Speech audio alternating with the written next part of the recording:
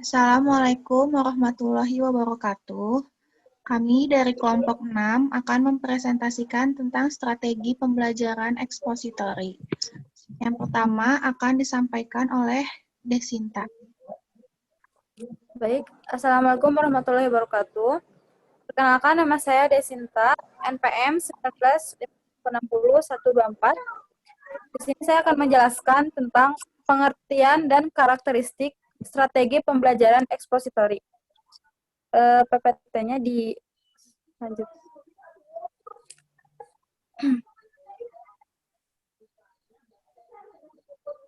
Baik, strategi pembelajaran ekspositori adalah strategi pembelajaran yang menekankan kepada proses penyampaian materi secara verbal dari seorang guru kepada sekelompok siswa dengan maksud agar siswa dapat menguasai materi pembelajaran secara optimal. Strategi pembelajaran adalah strategi pembelajaran yang menekan pada proses penyampaian. Adapun karakteristik pembelajaran ekspositori adalah 1. Strategi pembelajaran ekspositori dilakukan dengan cara menyampaikan materi pelajaran secara verbal. Artinya, bertutur secara lisan merupakan alat utama dalam melakukan strategi ini. Oleh karena itu, sering orang mengidentikannya dengan ceramah. Yang kedua, biasanya materi pelajaran yang disampaikan adalah materi pelajaran yang sudah jadi, seperti data atau fakta. Konsep-konsep tertentu yang harus dihafal sehingga tidak menuntut siswa untuk berpikir ulang. Yang ketiga, tujuan utama pembelajaran ialah penguasaan materi pembelajaran itu sendiri. Artinya, setelah proses pembelajaran berakhir, siswa diharapkan dapat memahaminya dengan benar dengan cara dapat mengungkapkannya kembali materi yang telah diuraikan. Sekian untuk pengertian dan karakteristik. Materi selanjutnya dilanjutkan oleh pemateri kedua. Terima kasih.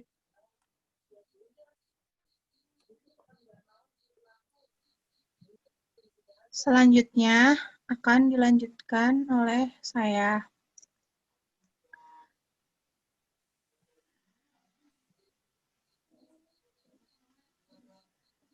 B. Prinsip-prinsip pembelajaran ekspositori.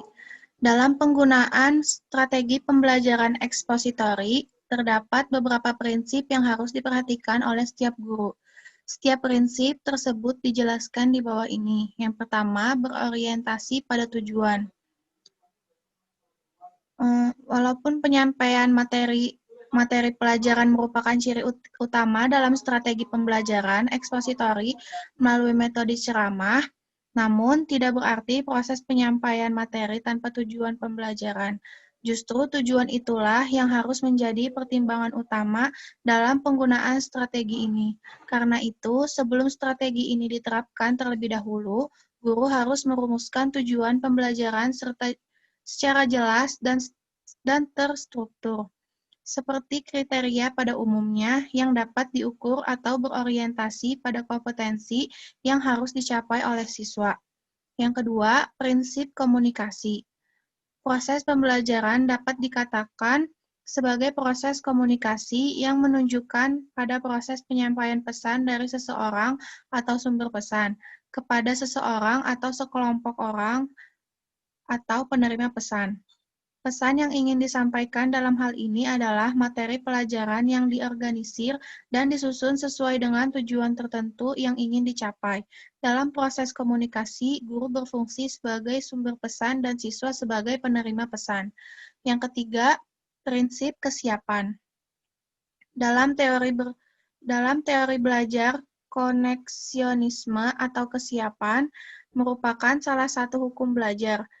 Inti dari hukum belajar ini adalah bahwa setiap individu akan merespon dengan cepat dan setiap stimulus manakala dalam dirinya sudah memiliki kesiapan. Sebaliknya, tidak mungkin setiap individu akan merespon setiap stimulus yang muncul manakala dalam dirinya belum memiliki kesiapan. Yang keempat, prinsip berkelanjutan. Proses pembelajaran ekspositori harus dapat mendorong siswa untuk mempelajari materi pembelajaran lebih lanjut. Pembelajaran bukan hanya berlangsung pada saat itu, akan tetapi juga untuk waktu selanjutnya. Ekspositori yang berhasil adalah manakala melalui proses penyampaian dapat membawa siswa pada situasi keseimbangan, sehingga mendorong mereka untuk mencari dan menemukan atau menambah wawasan melalui proses belajar mandiri. Sekian dari saya. Selanjutnya akan dilanjutkan oleh pemateri ketiga. Selanjutnya, kepada pemateri 3 dipersilahkan.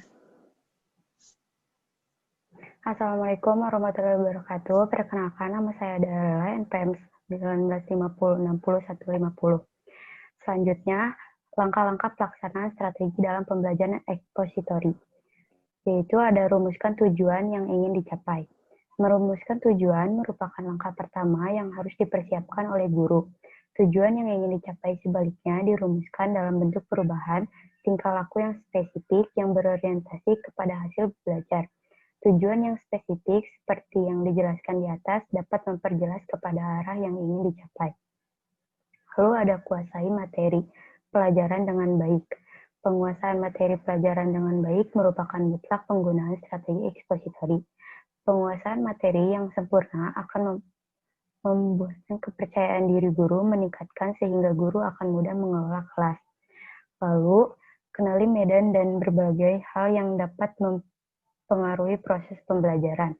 Mengenali lapangan atau medan merupakan hal penting dalam langkah persiapan pengenalan medan yang baik memungkinkan guru dapat mengantisipasi berbagai kemungkinan yang dapat mengganggu proses penyajian materi pembelajaran.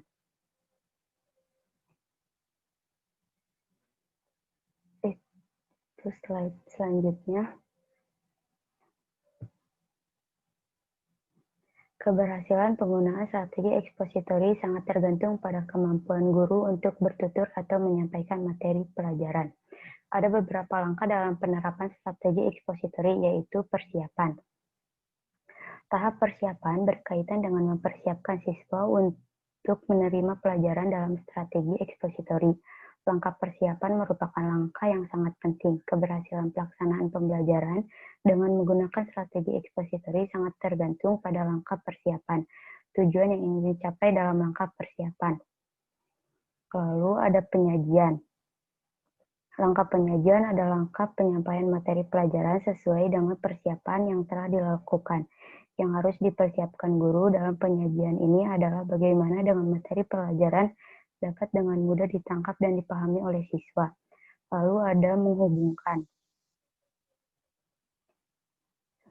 Langkah kolerasi adalah langkah menghubungkan materi pelajaran dengan pengalaman siswa atau dengan hal-hal lain memungkinkan siswa dapat menangkap keterkaitannya dalam struktur pengetahuan yang telah dimilikinya.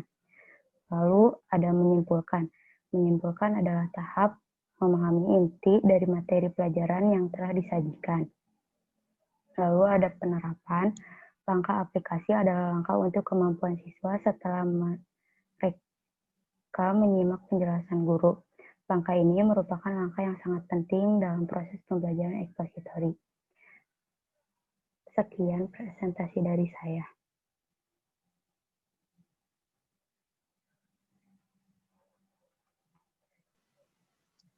Baik, terima kasih kepada pemateri 3. Selanjutnya yang terakhir. Selanjutnya kepada pemateri 4 dipersilakan. Baik, Assalamualaikum warahmatullahi wabarakatuh. Nama saya Dede Hidayat. Saya akan mempresentasikan materi saya.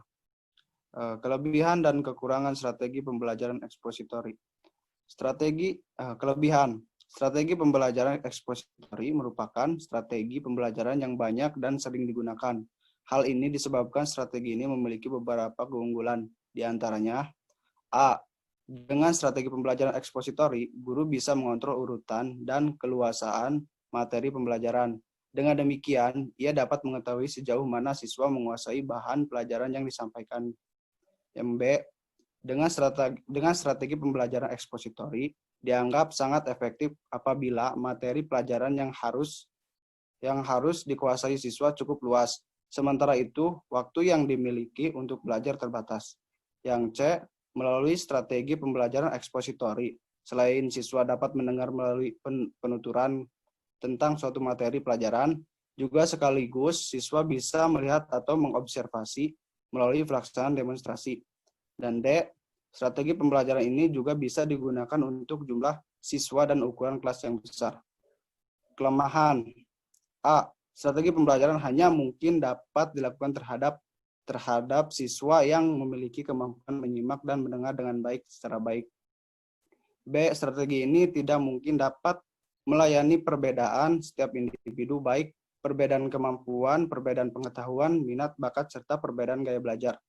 C, karena strategi lebih banyak diberikan melalui ceramah, maka akan sulit mengembangkan kemampuan siswa dalam hal kemampuan sosialisasi, hubungan interpersonal, serta kemampuan berpikir kritis.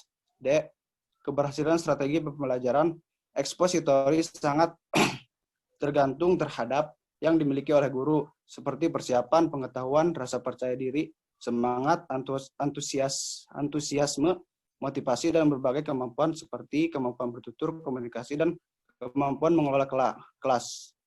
E, oleh karena gaya komunikasi strategi pembelajaran lebih banyak terjadi satu arah, one way communication, untuk mengontrol pemahaman siswa akan materi. Baik, sekian dan terima kasih. Baik, terima kasih kepada pemateri 4. Sekian dari kelompok kami. Mohon maaf bila banyak kekurangan. Wassalamualaikum warahmatullahi wabarakatuh.